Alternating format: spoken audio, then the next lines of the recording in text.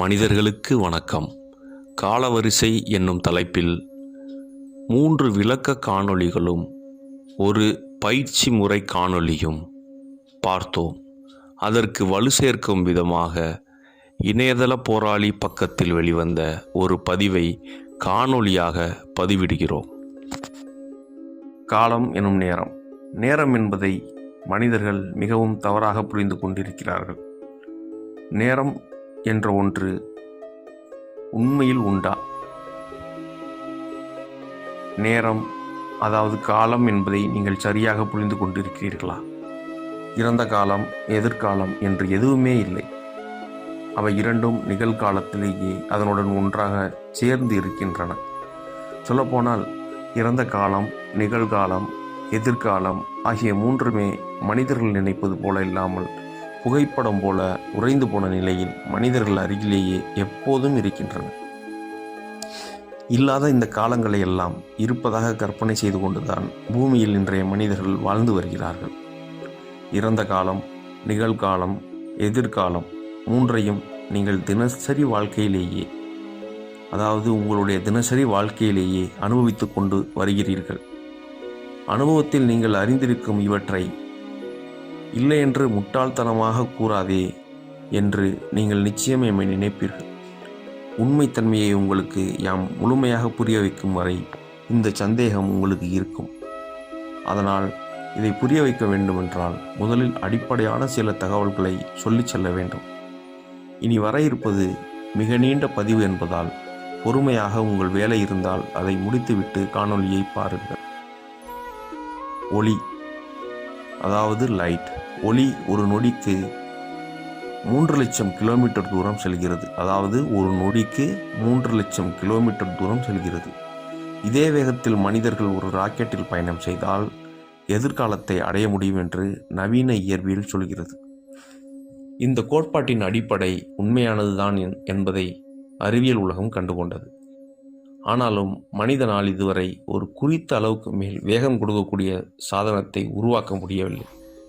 அதிகபட்சமாக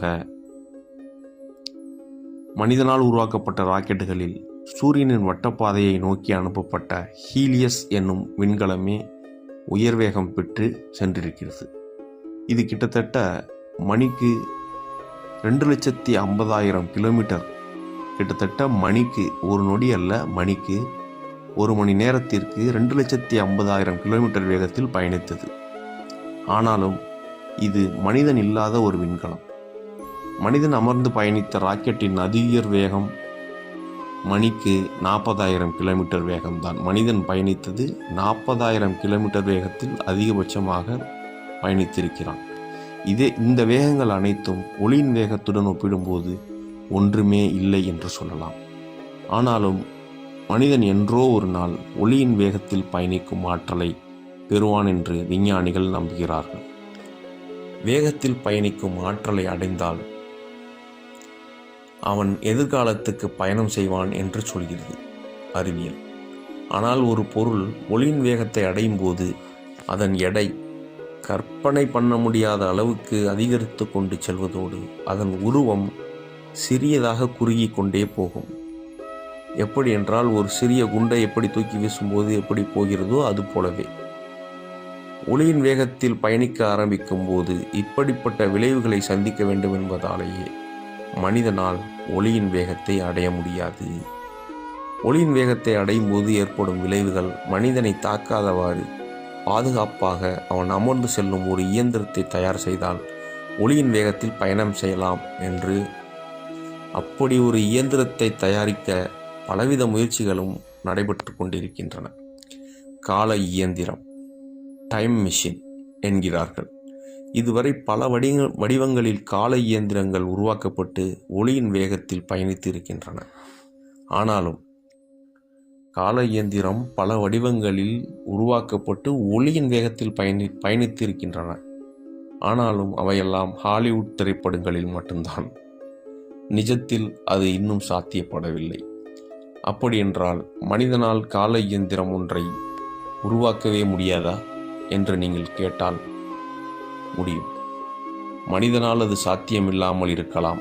ஆனால் நாளைய மனிதன், அதை என்றோ அறிந்து கொண்டான். இந்த வார்த்தை பிரயோகம் பலருக்கு புரியாது. அது ரகசியமாகவே இருக்கட்டும்.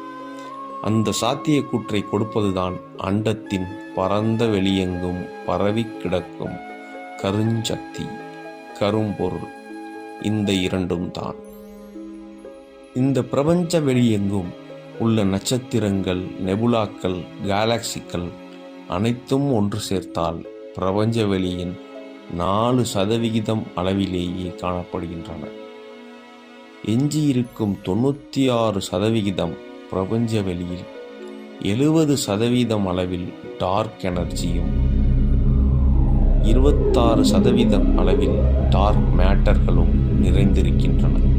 அப்படி என்னதான் இருக்கிறது இந்த டார்க் எனர்ஜியில் என்று மனிதர்களாகிய நீங்கள் கேட்டால் அதற்கான பதில் உங்களை ஆச்சரியப்பட வைக்கும்.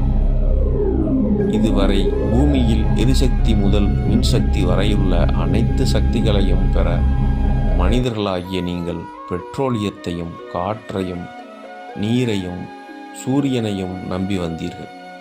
சமீபத்தில் அதனுடன் அணு உலையும் இணைத்து கொண்டீர்கள். இவற்றின் உதவியுடன் நீங்கள் பூமிக்கு தேவையான சக்திகள் அனைத்தையும் ஓரளவுக்கு பெற்று வந்தீர்கள். இருந்தாலும் தட்டுப்பாடு என்பது இருந்து கொண்டே இருக்கிறது.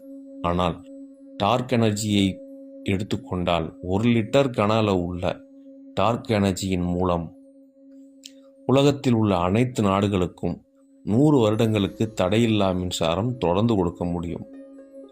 ஒரே 1 லிட்டர் கன அளவு உள்ள டார்க் எனர்ஜி. இந்த அளவுக்கு வீரியமானது டார்க் எனர்ஜி. அண்டம் முழுவதும் வெறுமனே பரவி இருக்கிறது. அவற்றின் மொத்த சக்தியை நீங்களே கணித்துக் கொள்ளுங்கள். அதாவது நாம் இன்று இருள் என்று கணித்துக் கொள்ளுங்கள். அண்டம் முழுவதும் வெறுமனே பரவி இருக்கிறது அந்த இருள். அவற்றின் மொத்த சக்தியை நீங்களே கணித்துக் கொள்ளுங்கள். பிக் பேங் என்னும் பெருவெடிப்பின் மூலம் அண்டம் உருவாகியது என்பதை பல இடங்களில் நீங்கள் அறிந்திருப்பீர்கள். அந்த ஆரம்ப வெடிப்பின் போது ஏற்பட்ட பெருவிசையினால் அண்டம் இன்று வரை விரிவடைந்து கொண்டே செல்கிறது. அண்டத்தின் எல்லையில் உள்ள நட்சத்திரங்களையும் கேலக்சிக்களையும் அவதானித்த எட்வின் ஹபிள் என்னும் வான்வியல் ஆராய்ச்சியாளர் அவை விலகிச் செல்வதைக் கண்டார். இவரின் ஞாபகார்த்தமாகவே விண்வெளியில் விடப்பட்டிருக்கும் தொலைநோக்கி கருவிக்கு ஹபிள் தொலைநோக்கி என்று பெயரிட்டிருக்கிறார்கள். மிக மிக தொலைவிலிருந்து வரும் ஒளி உங்களை நோக்கிய திசையில் பயணித்தால் நீல நிறமாகவும், உங்களை விலகிய திசையில் பயணித்தால் சிவப்பு நிறமாகவும் நிறச்சிதறலடையும். இதை செவ்வொளி விலகல் என்பார்கள். இந்த செவ்வொளி விலகல் அவதானிப்பின் மூலம் அண்டம் இன்னும் விரிவடைந்து கொண்டு செல்கிறது என்று ஹபிள் மூலம் கண்டுபிடிக்கப்பட்டது. அதாவது 13.7 பில்லியன் ஆண்டுகளுக்கு முன்னர் நடைபெற்ற வெடிப்பு ஏற்படுத்திய விசையே இன்றும் அண்டம் விரிவடைந்து செல்ல காரணம். இதில் ஒரு ஆச்சரியம் உள்ளது.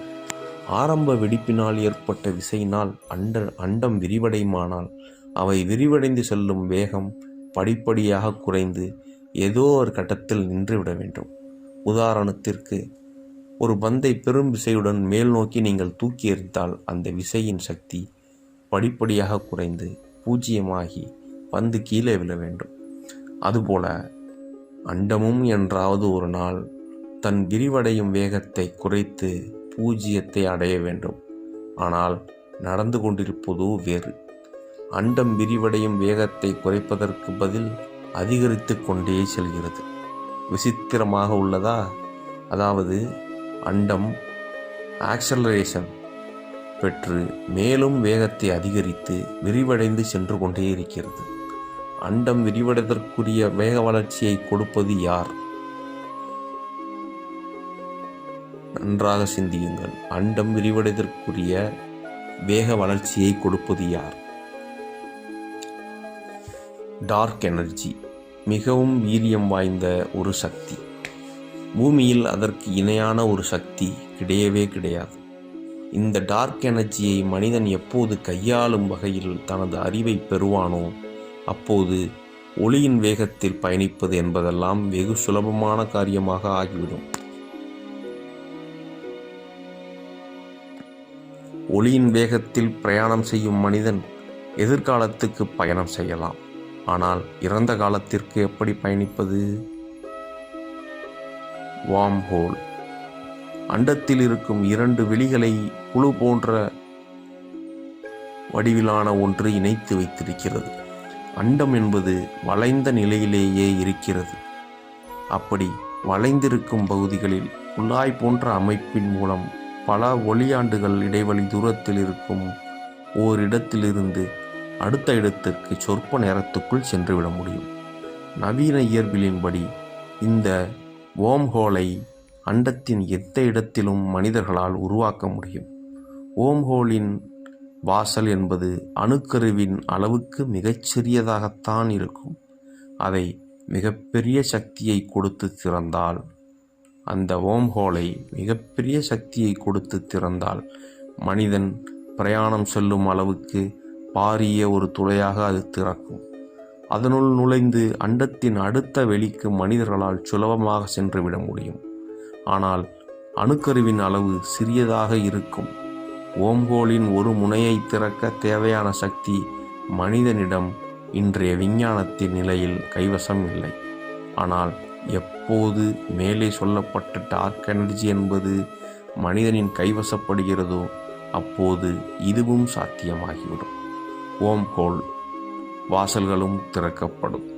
இறந்த காலத்திற்கும் நிகழ்காலத்துக்கும் மனிதனால் செல்லலாம் என்று மட்டும் நீங்கள் எடுத்துக்கொண்டால் இந்த கணத்தில் உங்களால் சென்றடையும் நிலையில்தான் இறந்த காலமும் எதிர்காலமும் இருக்கிறது என்பது புரியும். இந்த வாசகத்தை இன்னும் ஒரு முறை வாசிக்கிறேன். இறந்த காலத்திற்கும் நிகழ்காலத்துக்கும் மனிதனால் செல்லலாம் என்று மட்டும் நீங்கள் எடுத்துக்கொண்டால் இந்த கணத்தில் உங்களால் சென்றடையும் நிலையில்தான் இறந்த காலமும் எதிர்காலமும் இருக்கிறது என்பது புரியும். இந்த கணத்தில் உங்களால் 5000 ஆண்டுகளுக்கு முன்னால் உள்ள இறந்த காலத்துக்கு செல்ல முடியும் என்றால் அது எப்படி இறந்த காலமாக முடியும்? அதுபோல இனி வரும் 4000 ஆண்டு எதிர்காலத்திற்கு உங்களால் இந்த கணமே செல்ல முடியும் என்றால் அது எப்படி எதிர்காலமாக முடியும்? இறந்த காலமும் எதிர்காலமும் இன்றே அடையும் நிலையில்தான் இப்போதும் இருக்கின்றன. எல்லா காலங்களுக்கும் இப்போதே உங்களால் பயணம் செய்ய முடியுமெனில் அந்த ஒவ்வொரு நாட்களும் இன்று நிகழ்காலத்திலேயே உறைந்த நிலையில் இருக்கிறது. ஒரு போட்டோ பிரதியைப் போல பதிந்தபடி இருக்கிறது. அதே போல எதிர்காலத்தில் நடக்கப் போவதும் ஏற்கனவே நடைபெற்ற நிகழ்வுகளாக போட்டோ பிரதிகளாக, அதாவது ஏற்கனவே நடைபெற்ற நிகழ்வுகளாக போட்டோ பிரதிகளாக பதியப்பட்டு இருக்கின்றன. இப்போது யாம் போட்டோக்களாக உறைந்த நிலையில் இருப்பதாக சொல்வது உங்கள் வாழ்க்கையை பற்றியது. வாழ்க்கை என்பது ஒரு வீடியோ காட்சி போல இயங்கும். அப்படியென்றால் அவை எப்படி போட்டோ பிரதிகள் போல இருக்க முடியும் என்று கேட்கலாம். ஆனால் ஒரு வீடியோ பட காட்சியோ திரைப்படமோ அசையும் நிலையில் உங்களுக்கு தெரிந்தாலும் அவை ஒவ்வொன்றும் தனித்தனி படங்கள் தான். ஒரு நொடியில் 25 முதல் 30 வரையுள்ள போட்டோக்களை இயங்க வைத்தால் நகரும் வீடியோ காட்சிகளை உங்களால் பார்க்க முடியும். இப்போதுதான் சரியான இடத்திற்கு வந்துள்ளீர்கள். இப்போது நீங்கள் இந்த காட்சிகளை முன்னும் பின்னும் சென்று சூட்சுமமாக, அதாவது உங்கள் உடல் பயணிக்காமல் உங்கள் மூளையின் எண்ண அலைகளால் பயணிக்க முடியும். காரணம், உண்மையில் உங்கள் மூளை ஒளியை விட வேகமானது. ஆனால் மனிதர்கள் அதை என்றுமே முழுமையாக பயன்படுத்தியதில்லை. இந்த மூளையை வேகப்படுத்த ஒரு சக்தி தேவை. ஆம், அதற்காக உங்களுக்கு எந்த ஒரு அணுசக்தியோ சூரிய சக்தியோ கொண்டு இவற்றை வேகப்படுத்த முடியாது. மேலே கூறியது போல உங்களுக்கு தேவையானது கரும் சக்திதான். அண்டமெங்கும் பரவி கிடக்கும் கரும் சக்தியை கிரகிக்கும்